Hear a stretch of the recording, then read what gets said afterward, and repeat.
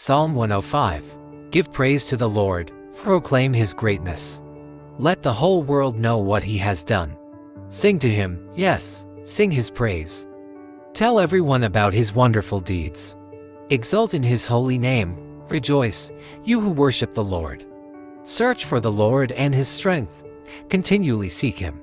Remember the wonders he has performed, his miracles, and the ruling he has given. You children of his servant Abraham, you descendants of Jacob, and his chosen ones.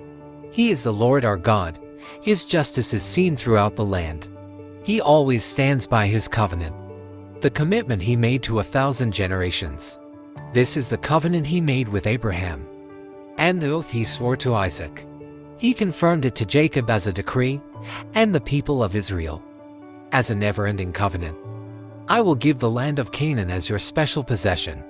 He said this when they were few in number, a tiny group of strangers in Canaan.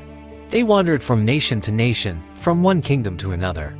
Do not touch my chosen people, and do not hurt my prophets. He called for a famine on the land of Canaan, cutting off its food supply. Then he sent someone to Egypt ahead of them, Joseph, who was sold as a slave.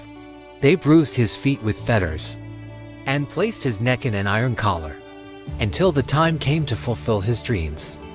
The Lord tested Joseph's character. Then Pharaoh sent for him and set him free. The ruler of nation opened his prisoner door. Joseph was put in charge of all the king's possessions. He could instruct the king's aides as he pleased, and teach the king's advisors. Then Israel arrived in Egypt. Jacob lived as a foreigner in the land of Ham. And the Lord multiplied the people of Israel, until they became too mighty for their enemies. Then he turned the Egyptian against the Israelites, and they plotted against the Lord's servants.